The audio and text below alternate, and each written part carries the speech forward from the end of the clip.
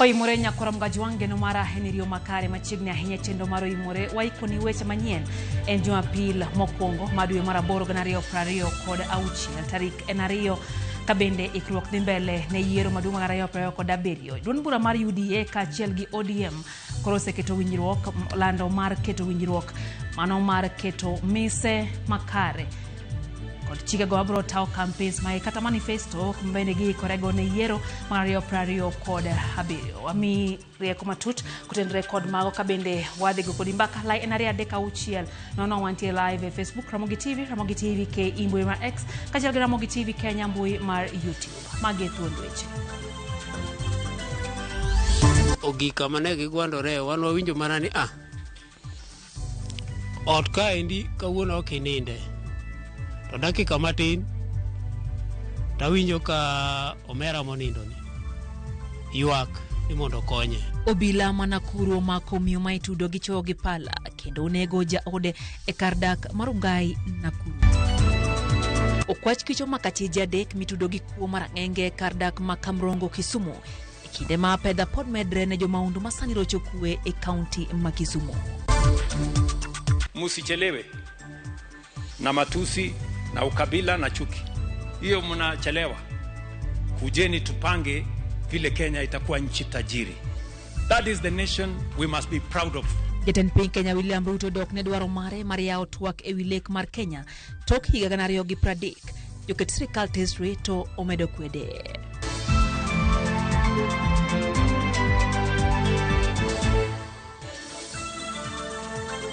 Machiegni nyakora mgajuang jaloko marwa en Belinda Phillips nyinga Lydia Okeyo. Achok kod mago mag siasa kama ogai mar ODM Dr. Oburu Oginga okoni ODM gi UDA osechuogo kweth mar jolony madhi telo hetwak mar bedo gi manifesto makanyakla makoro gidhi gode campaign ne yiero 2027. Oburu mano oten gi jakom ODM Gladys Wanga olose skul primar makanyadhi ange kar chung'od bura makarachuonyo. E nyasi mar alam giduoko erokamano ne jaod bura ma kaunti ma Homa Bay Dr. Joyce Osogo Bensuda. Jafomara Halebich chako chendo maro imore. Gai mar ODM Dr. Oburu Oginga mane loso e skul primar makanyadhi ka chud bura makarachuonyo. E nyasi mar alam giduoko erokamano ne jaod bura mar kaunti ma Homa Bay Dr. Joyce Osogo Bensuda. Okoni wang'ni duond bura mar ODM biro bedo kod duol e sirikal mokoni gidhi chuo kod duond bura mar UDA yiero mabiro. Oburu wacho ni ODM kod duond bura mar UDA osechugo komiti moting'o jolony madhiro twak e kindgi kod duond bura mar UDA makoro biro miyo gi teko mar timo campaign makanyakla motelo ne yiero maduong' mibagi pacho ka 2027. Kendo wang'ene kwa dhi e 2027 okwa chungo presidential candidate. Kwa chungo presidential candidate to nyocha wawinjre ni mbele kacha wadhi support President Ruto for 2 terms.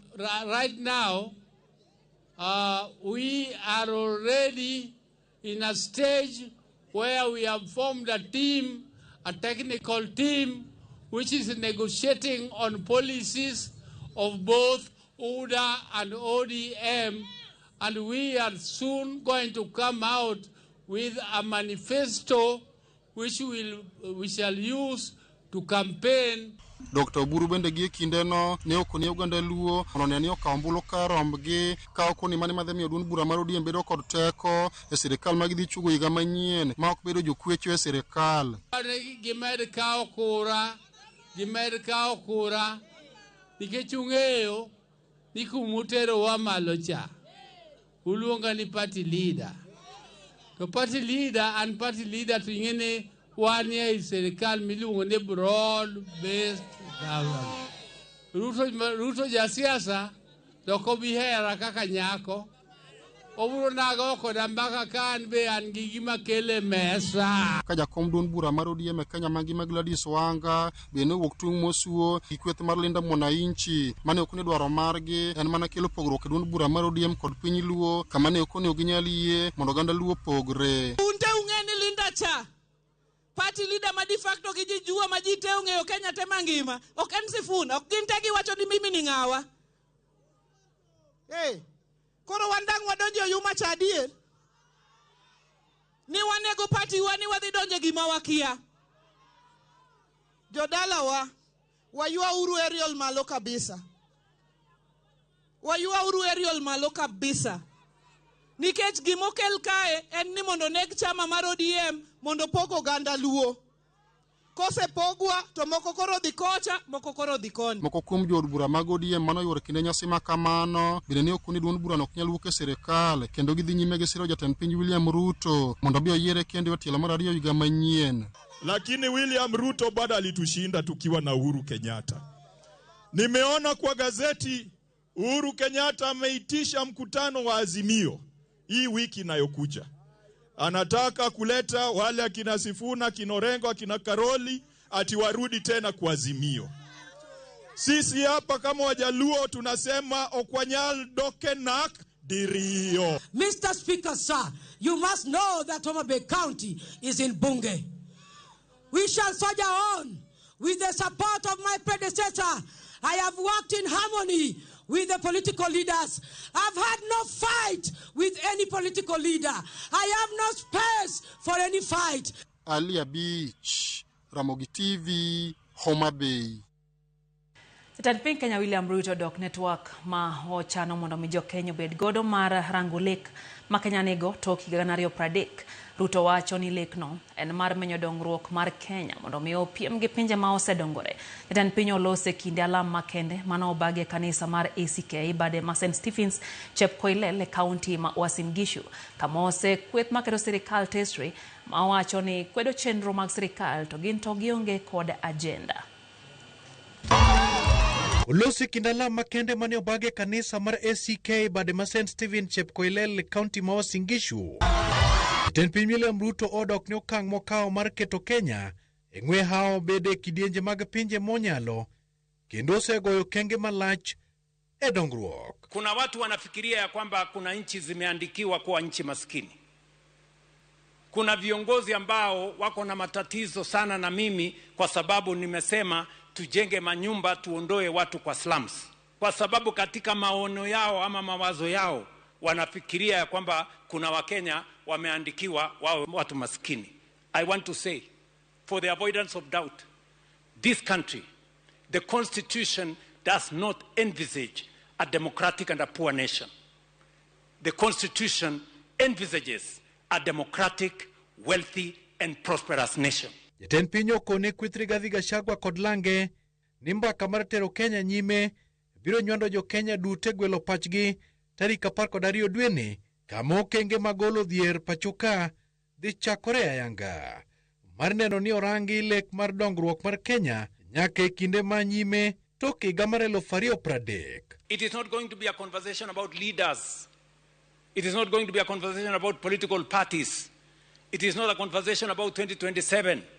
It is a conversation about the future of our country and how together we must drive that vision into the future.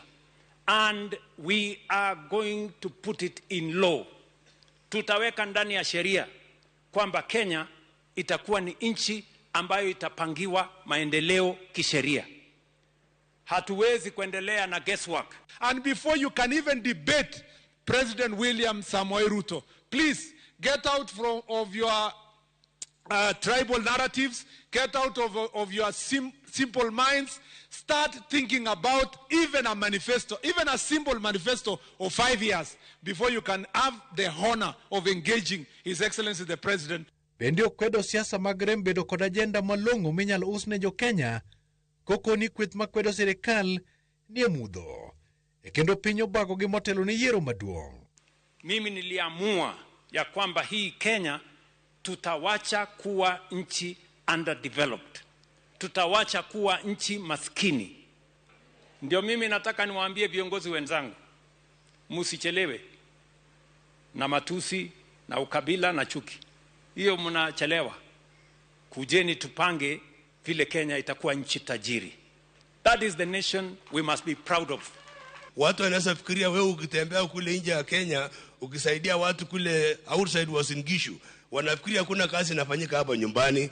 Wacha niwaambie kuna kazi kubwa inaendelea Uasin Gishu. Ruto koni Kenya kabed kar chiemo motiap kendo ibiro chak pogo mbolea ne jopur mondo tim ikruok makare ne koth mabiro. Mimi najua hapa mbele tumeambiwa ya kwamba tutakuwa na mvua mwezi wa 9, 10, 11. Mimi nawauliza wakulima wale wako na uwezo, please, mnaweza kurudi shambani, tutawasaidia na mbegu na tutahakikisha kwamba tutapunguza kwa kiasi hata gharama ya mbolea. Ndio tuhakikisha kwamba wale mko na uwezo mrudi shambani, mtusaidie kuzalisha chakula, na vile vile mwaka ujao mimi nitapanga tuone tunaweza kupunguza pia gharama ya mbolea mwaka ujao na gharama ya mbegu, ndio tuweze kurudi shambani, tuweze kuzalisha chakula. Walter Nyambaga, Ramogi TV.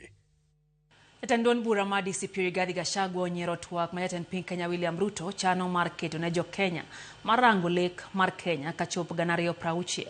Gachagua wacho ni twak ma kamago ok owinjore ketie maino gi sani ni mar jo-Kenya nitie kod gik mamoko masani dioge. Gachagua olose kinde limbe kanisa ma St. Paul's Murangaru mantie Nyandarua kod wenge mamoko mantie alworano ma bende nolimo kawuono. Tumeona huyu rais ameenda pale kuleta Vision 2060. Sisi watu ya Kenya hatutaki vision, tunataka vitendo. Mambo ya doto hatutaki. Mtu akitaka kuota ataota kwake, si ndio? Sisi tunataka vitendo. Hapa Nyandarua aliahidi barabara mingi sana. Hii ya kutoka Murungaru kwenda Tarasha pale kwa Kimathi, bibi ya Kimathi, barabara zote zimesimama. Kuna barabara amejenga. Watu ya Nyandarua wanataka ujenge barabara. Hawezi goja hii barabara mpaka 2060. Ni mbali sana. Kama chielo gai madun bura mar Wiper Kalonzo Musyoka koro wacho ni jatend piny Kenya William Ruto onge kod lek motegno ne Kenya kata kokale twak ma ochano bagono. Kalonzo wacho ni sirikal owinjore oket maine kelo lokruok ne oganda ka okale chiero chumi. Kalonzo olose kaunti ma Embu kamano olime kanisa mar All Saints Peter's ACK Cathedral. Has talked about Vision 2063, and that is not Kenya. Kenyans have a reason to be realistic and follow what is in the Constitution. What you need to do, Madam President, is to make sure that this country lives in accordance with Constitution 2010. We are one people, one nation, indivisible. Jadbura ma Mukurueini John Kagushia korogolo siem ne oganda ma wuok e masawa mar piny Kenya ne gibiro romo gi makolower kapo ni gigombolo ne jatend piny Kenya William Ruto e yiero maduong' mabiro. Kagushia manoloso gi dho-Kikuyu kano twak gi jopiny e kar chung'od bura Makieni owacho ni lela ni ng'ata ma idhi fweny ni ogoyo ombulu ne Ruto kata jogo masire lwedo ibiro manya ke bwo tanda e utegi. Bende omedo ni kata sir ok gibimiyo gikagin tire kod midiro mora mora.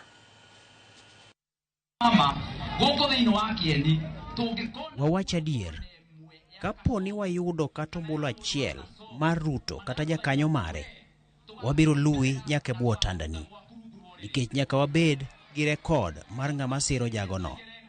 Ok wanyal yie gi mano bang' neno gik mane otimo ne Rigathi kendo ma osetimonwa ma oriwo nyaka nego nyithindwa.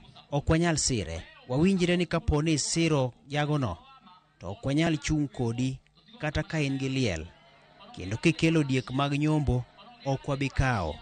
Tergi Sugoi, to katuo goi idhi many Sha Sugoi.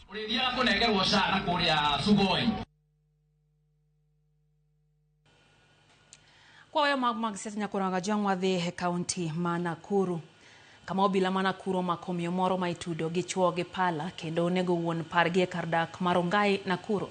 Miyono majagni 37 ma nyinge oyangi kaka Caroline Chebet itudo gi ketho mar monjo gi pala jaode ma nyinge Alphonse Ochieng majagni 27 bang' bedo gi gwandruok mag familia. Jirende majoneno wacho ni ji ariyo osebedo gi gwandruok mag ot gima gikone okelo thone. Ringre Ochieng notere kar kano ringre mana Nakuru level 5 annex karito nonro matut e winek mare. Achijno to e chan chwale doho kiny wuok tich.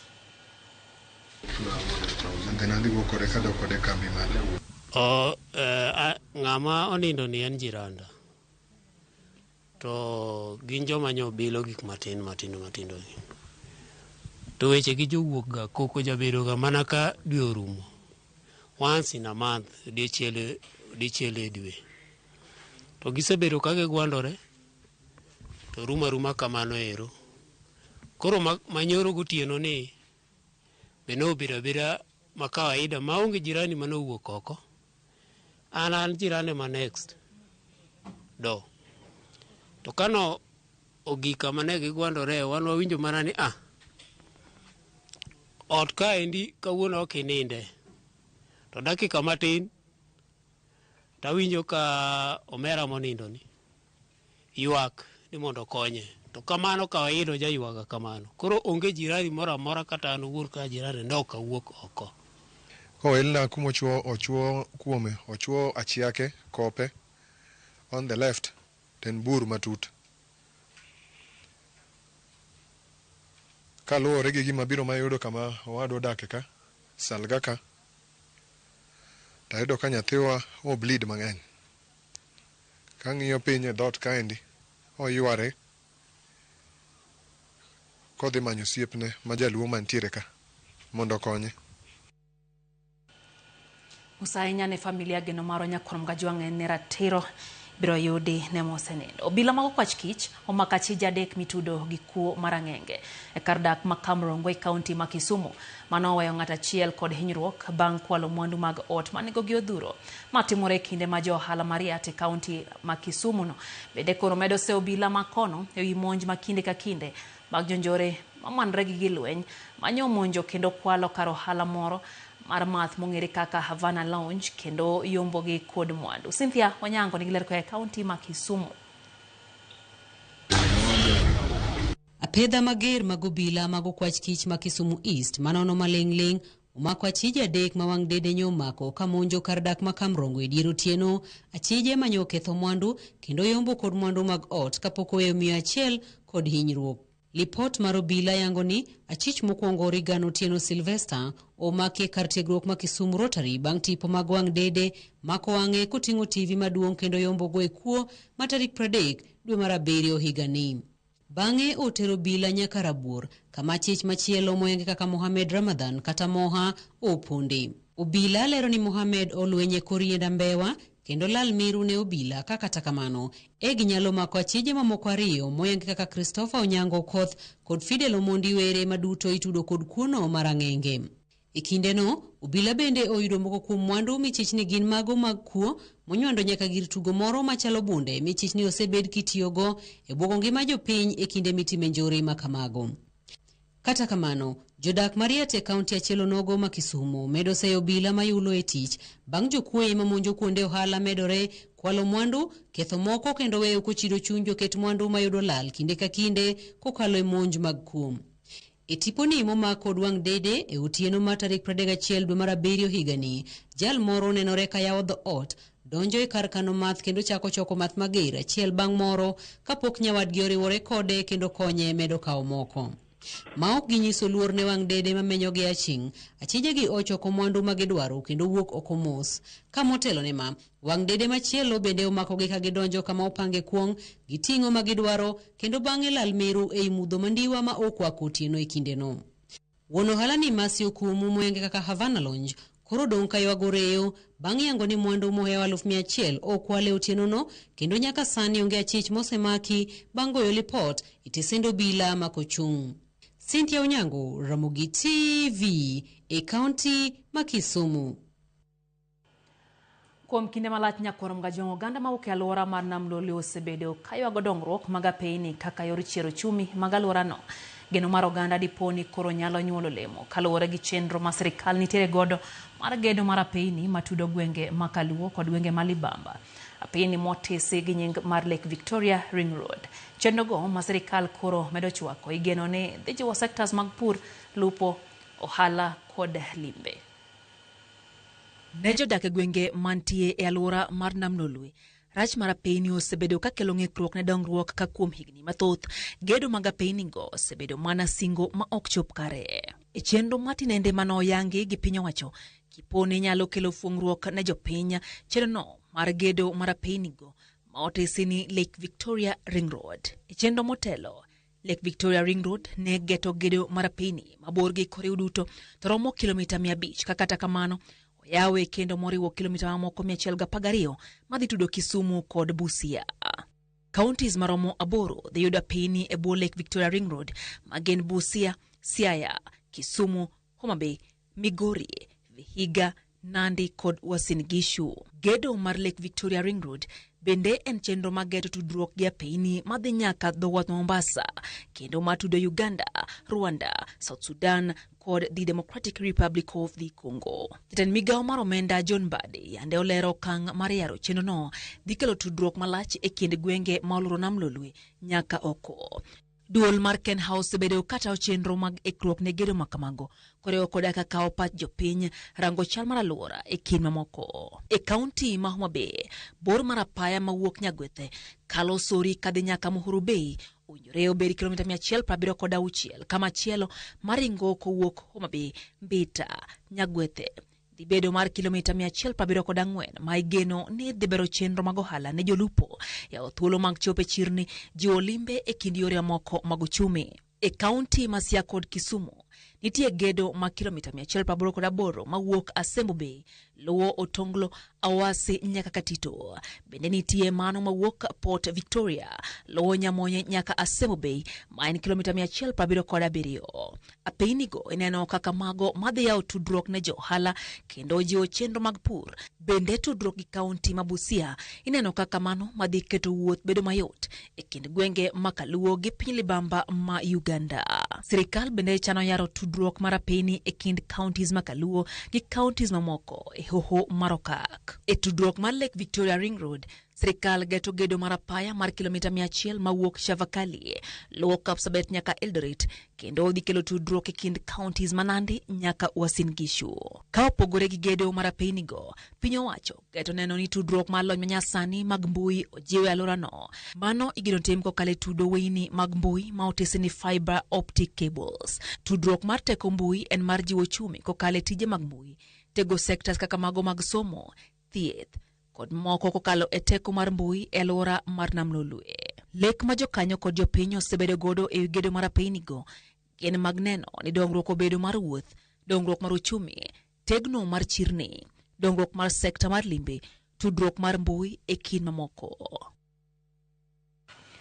Dakika ni pario koda chiel nyakoro mgajwango kao yomo kuonge chendo ni maro imore hero kamana henya kumketra mogi TV na singo kao pach kabo kao yomo kuongo tis nyawade KE wacho kanyoni wech manyien chopone eyo makare joma sawa dhimana mos siasa kalo kendo jopiny ber kadongi achiel mondo Kenya odhi mbele.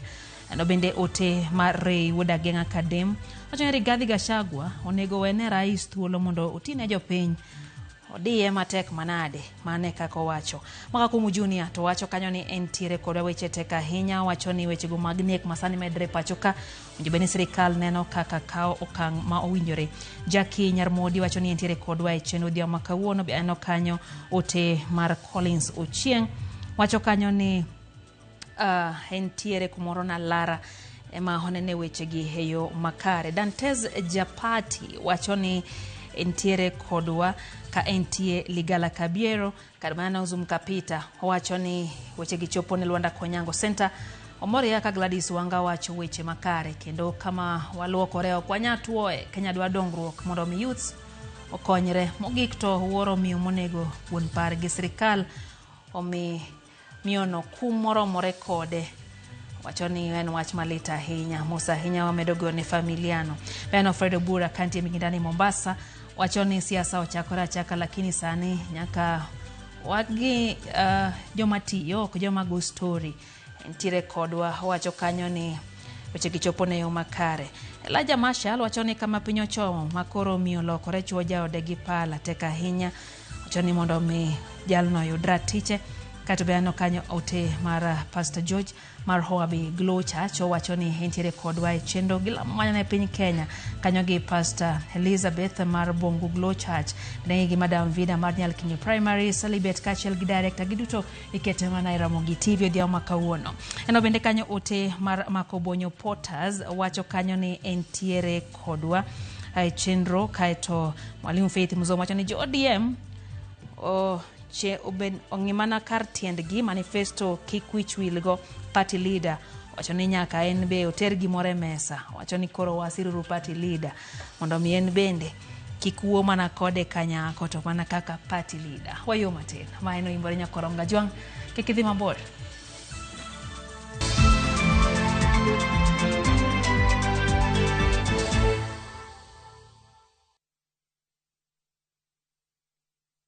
Many people worry about seeking healthcare abroad. Is it safe? Is it legitimate? Will someone truly be there for them? You don't have to worry anymore. View Travel has partnered with HBG Medical Assistance, connecting you to a network of leading accredited hospitals in India. Max Healthcare, BLK Max, and Atemis, with every step guided by a dedicated care manager from the moment you inquire through your journey to India to when you're home. Our packages include over 30 core medical screenings covering your heart, metabolism, and vital organs, plus dedicated screening for men and women, including prostate and breast cancer screening, delivered by experienced specialists, with packages personalized to your individual needs, starting from just $1,300. Every detail is handled for you: flights, accommodation, your full screening itinerary. So the only thing you need to focus on is your health. Call or WhatsApp 073-254-254 to talk to View Travel and HBG Medical Assistance today. All right, listen up. Colgate is on a mission. It's kind of a big thing. Colgate Herbal uses traditional nature's herbs and combines it with Colgate Science for healthy gums and strong teeth. Colgate Charcoal Gentle Clean cleans and polishes teeth for a whiter smile and a naturally fresh and clean mouth. Choose natural. Choose Colgate Charcoal.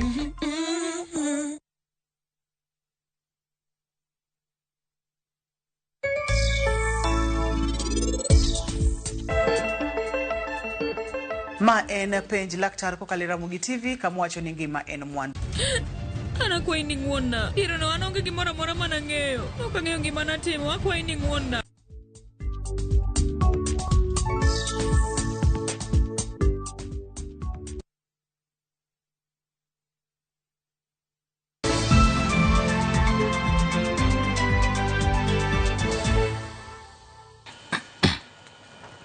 Machiegni kendo nyakorom gajwang chenro en hoimore.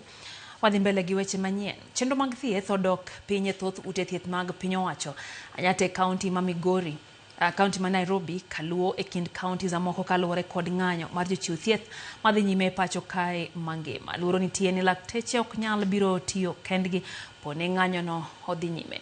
Joitho mondi nitiere kod ler mathoth. E chakruok mar juma mar adek mar ng'anyo mar jochiw thieth e bwo rak mar Universal Health Coverage, kaachiel gi ndalo mar adek mar ng'anj nasesie pachoka, kwan mar jochiw thieth ma limo ute thieth mag piny owacho ma otele kod tend counties odok piny miwuoro. E limbe wae moko kuom ute thieth ma Nairobi, ka wachako kod Mbagathi, kwan mar jotuo ma omolo kae tin, kendo kata lai mar thieth e chuok, chal makata kamano ne okoyenwa kao e wang' picha. Ma okopogore kod ute thieth mamoko kama oriwo Pumwani kod Mama Lucy. E counties mamoko kaka Kwale, osiptal maduong' ma Kwale odong' nono maonge jotuo, kama moko ma orwaki mar nindo, bende odar kiteri e ute thieth mamoko, kalore kod ng'anyo no makoro weyo lakteche kendegi kod jochiw thieth manie tiegruok. Kwa vile mgomo huko unatuathiri sisi kama wananchi ama jamii ambao tunatafuta huduma katika hospitali za umma. Ni challenge, na kwenye pesa pengine watakwenda private, wenye hawana. Kwa maana mimi nilipoona hapa hakuna, nikatafuta njia mbadala nikaenda private, lakini wenye ambao sasa ana huo uwezo wa kwenda private si atumia. Kajochiw thieth ma jopuonjre bende yuak ni ndalo kalo kapok giyudo tiegruok madwarore. Nilikuja kusomea hii kazi ya uuguzi ama kusomea kazi ya udaktari with the passion. So when I see this mgomo going around, I feel disheartened. And I feel like, did I choose the wrong course ama what is it? So to the government, at least if they will be able to meet the needs of the yearnings of the healthcare workers, itakuwa vizuri. It will not only improve on us to them, but also the patients at least itakuwa vizuri. E kaunti ma Kisumu, chenro ne ochako ng'ikore juma ma okalo. Onyise mondo abi agol usi kawuono. Koro kachopo ka, tedo ka dakteche onge. Koro gimoko usi anyalo yudo kode nyaka karang'o kosa dhi agole kenda nikech kono twang'e private. To ka ema twang'. Ionge pesa minyalo chidhirigo mwanyalo dhigo private. Sirikal owinje ywak mag jopiny kata mag nas. Ka riwruoge mag jochiw thieth to koni tend counties osetimo wich te kendo ka gimedo ywayo wigi e kaka ng'anyo biro nyime. If at all the Council of Governors feel, rather the council feel health staff, because they have actually failed to deliver health services in this country, they need to allow to revert back now the healthcare to the national government. We can leave them with agriculture. We can leave them with other departments to be manned because health is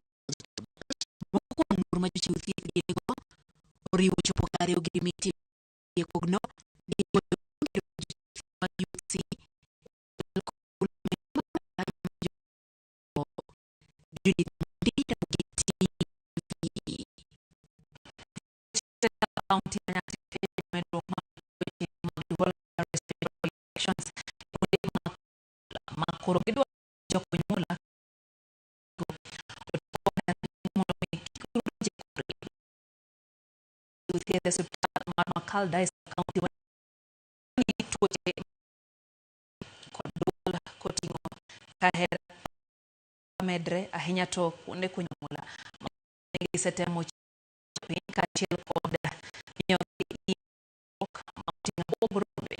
oganda duto mawuok e kuonde ma ikunyo e mula ma oting'o nyaka jopuonjre kod rageng'. Wacho ni tuoche go ikelo mawuok e kuonde ma ikunyo e mula to ahinya e kinde oro. That we are operating within mining site. So most of these cases are attributed to transportation of mining material by the lorries that are around, using so much dust, contributing to these respiratory cases. So in terms of the facility, we have cases of we also have people form of lung infection called resistant TB for clients that previously treated for TB. This in one way is attributed to the risk being within them. Kuramgaji wang nyasa oko en achiel kuom makanisa mar roho sete maino da makwar manyiso mor margi e kinde tawo nyasi makamago. Kata kamano penjore to ere gima miyo nyathi ma igolo oko yamo gino ni onyalo bedo kuom midhiero na nyithindo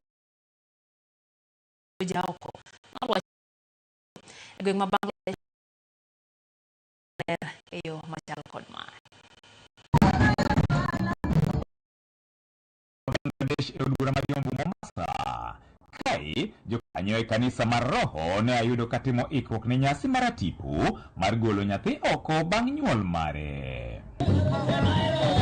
Bul ne ayudo kae moro nyaluo olo gi yienda bara ka jomiel moting'o nyaka nyithindo to ne jonyiso sironyo magirito godo gol mar nyathino.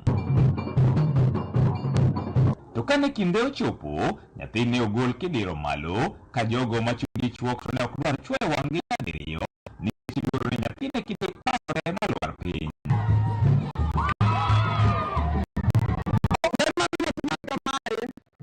Wagonega godo Nyasaye kamano kuom mich mokelo achiel kuom kendo medruok mar bana e Nyasaye kawuono mama wano unyuolo nyathi oketowa kwan kendo kuma ne wanie joma tin kawuono wamedore.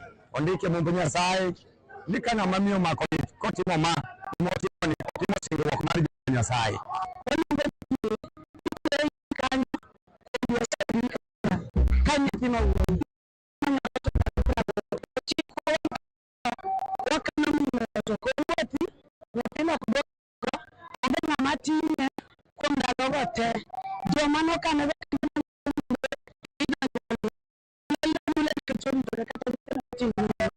Gima mako dhok en to timore to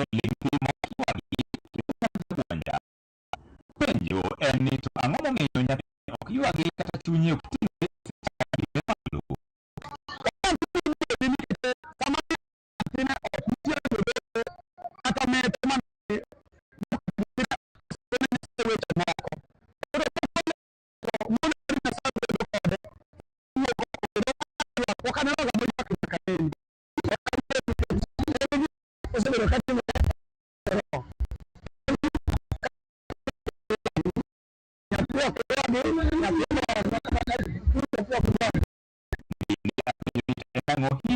Nyathini idiro malo.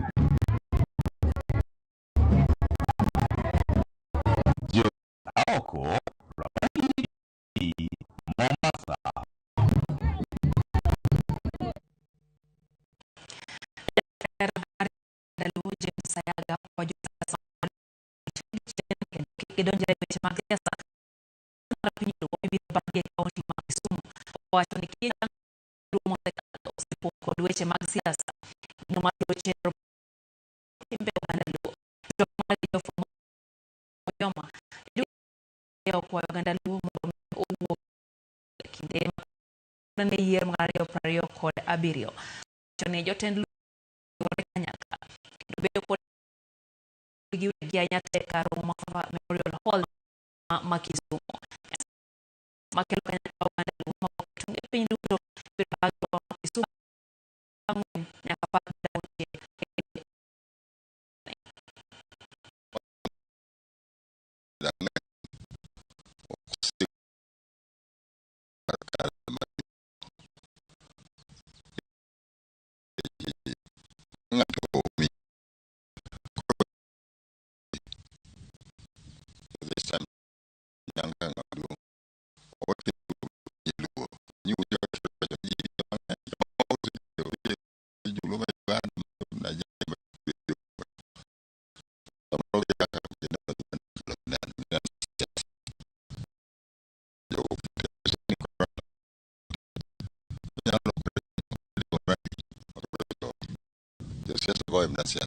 so I think about okay where this time will finish low my niece so culture oganda luo.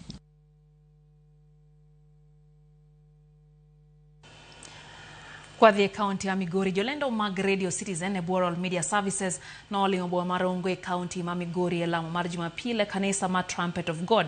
Kama ne gire thuolo ma lamo kanyakla gi jo kanisa no.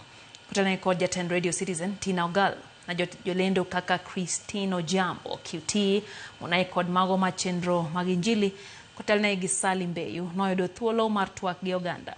Jadolo mar kanisa Trumpet of God Pius Achila opwoyo Royal Media Services kuom medo tiyo gi thuolo mare mar chopo machiegni gi jopiny.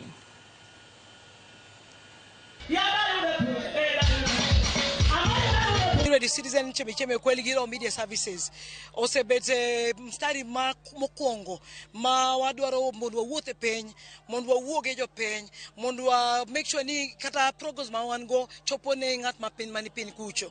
Koro wadwa wacho ne jopiny ni erokamano uru kuom rwako warongo ka, to wadwa wacho ni kata next time wabiro Migori kucho popote kama Nyasaye nyakelowa kamoro amora ma Nyasaye nyaorowa wabobiro. Jowadwa gini wa Nairobi okachulo pesa kata matin giwacho ni gidwar ni gibed gi joma local mondo ginere gi jo local mondo gikel kue kendo mondo mi kue mar Nyasaye obedi.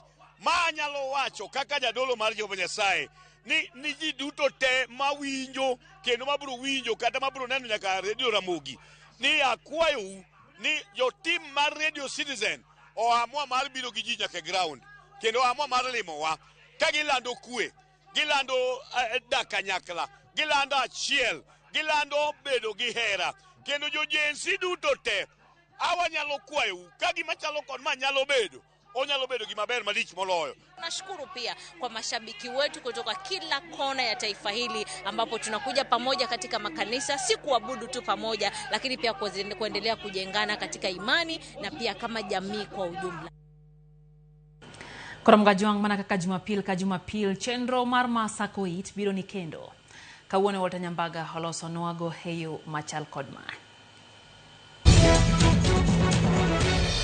Bas, Jorosungu machigni. It is Fox now Philippilificated for a parent to give out monies. Ya ui matin. It is Fox now Philippilificated for a parent. It is angoa. It is Fox now Philippilificated for a parent to give out monies. Sawa, karawawera kodi. Rigiji wachane wachkindikine. Ile watu ya Kindiki wamepiga kelele. Amemuita hapa usiku amepiga picha. Hivyo ndivyo alikuwa ananifanya. Saa ile ananipangia vile nitatolewa. Akisikia iko kelele ananiita tunapiga picha. Lakini mwenye kupanga ni hii unaona yote Kindiki inatukana na watu ya ODM. Yeye ndiye amepanga. Wengine wanasema ati walikasirika na mimi wakati niliongea na kulete wana ODM waje katika serikali. Tukaendelea vizuri mpaka alianza kuongea na watu ya ODM. To korojo ODM otimango. Hata wale wana ODM ni wa Kenya. Ninaona ameanza kuondokea sisi polepole. Bomet haendi, anaenda kanisa. Kericho haendi. Mlima hakuji. Nikiuliza yeye na kuwa mkali. Tukaendelea. Nikashika yeye hadi akiwa na mzee. Ndio Waswahili wakasema umoja ni nguvu. Kujitenga na ukabila na chuki na matusi itatufanya wadhaifu. Aya, Governor B. Sani nyithindo inyuolo adi kono. Watoto siku hiyo tukiendelea kulonji watoto 10 wakasaliwa mara moja hapo na pale. Kuna roho ya kusaa hapa ndani yenye sijai kuona. Koro joma chuo timango. Saisi watoto zaidi ya 6,000 wamezaliwa. Na mimi naambia wanaume msipite karibu na Mama Rachel Women Hospital. Kuna drama kubwa inafanyika huko, watu wanatransportiwa kutoka mbinguni chini na hawa mama. Nango. Na mimi naambia wanaume msipite karibu na Mama Rachel Women Hospital. Kuna drama kubwa inafanyika huko, watu wanatransportiwa kutoka mbinguni chini na hawa mama. Hey. Matek. Mine yande ulimo mbadi. Ai mokwongo madha gi sausage mawuoro. Umadha ngo. Ai mokwongo madha gi sausage mawuoro. Iwinjo. Mano jo mbadi ngo pidhowa. Fatu Bensoda. Makane turo fuong.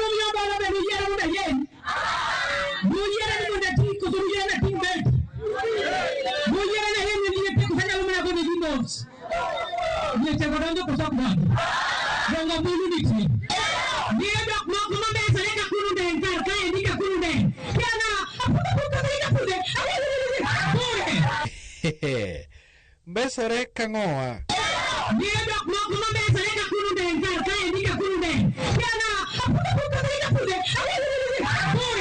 Aya, wachno nyaka teng'ie.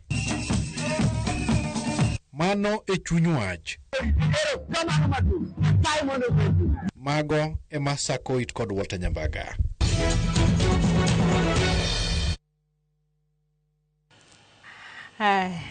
Report no mukelo gi Walter terwa yo machielo. Brother Favor Joel Onyango wachani Masako It no kisungu no ndiknwa uru mondo mi winje makare entie awendo ng'onga Migori County eno kanyo ote mano mo orgi Jakiranda Haluoch owacho ni oketo wang'e kaka ODM 0 UDA osiro chenro mar rais ni lek ma en go ber gi jo Kenya.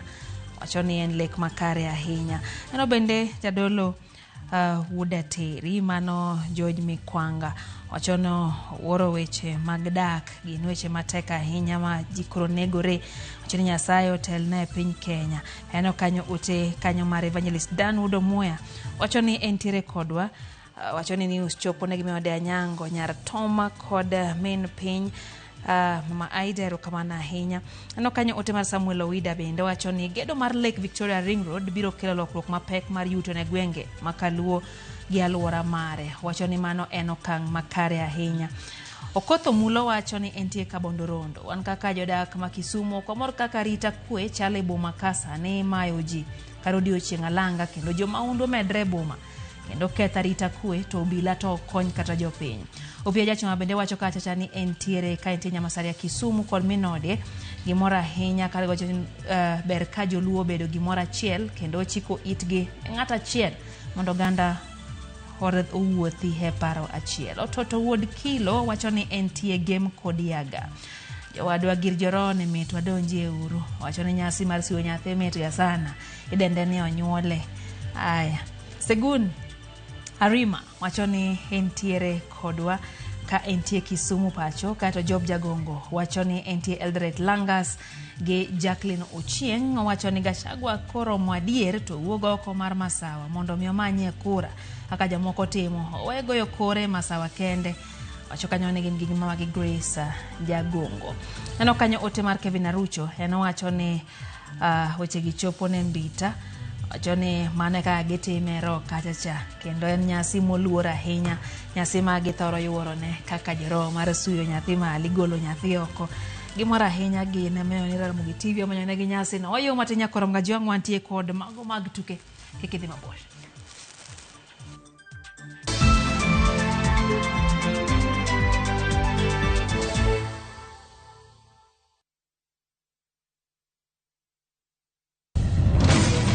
Beikori mar doke pacho kama sigendni ilero gi mor kod sunga mar luo.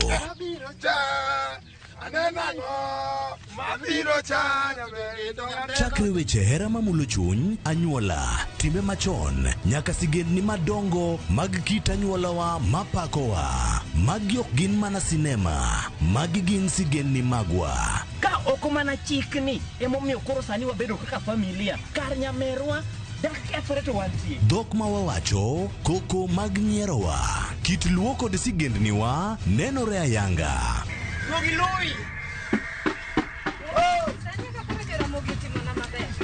Winam Cinema, Jumapil ka Jumapil, saa 2 kod saa 4 mar otieno, mana e Ramogi TV. Utabiro tinendene kawa erokamano Jalimbe anaduogo kawuono kendo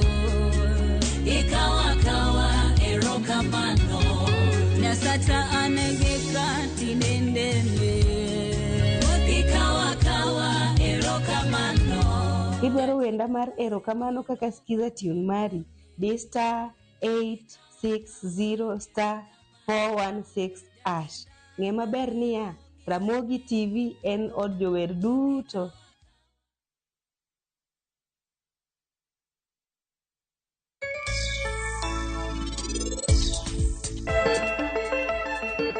Ma en penj laktar kokalo Ramogi TV kamwacho ni ngima en mwandu.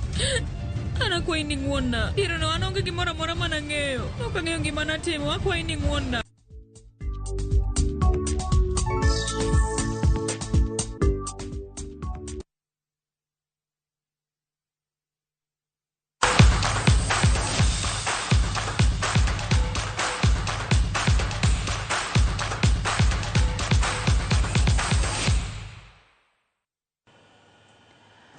Mago mag tuke tok higni ochiko tim mar Kabras RFC koro yudo loch margi tuke rugby tielo Madala Sevens tok lo tim mar Menengai Oilers points 19-5 e finals mano bagi midhiao makawuono e alap Mamboleo Showground. Menengai Oilers no lo try margi mokwongo dakika machuok kapok jotugo dhi e yueyo. Try mano logi jatugo John Okoth. Kabras kata kamano no yudo duoko mapiyo tok jotugo wuok yueyo kinde mane Rayvon Ambale okalo jotugo gi ng'wech kendo lo try mokwongo. Kabras no yudo thuolo mar medo try mar ariyo kinde ma Mathias Osimbono omiyo Derek Ashihundu opira kendo lo try kapok Ambale medo points 2 wiye mano omiyo Kabras loch mar points 12-5.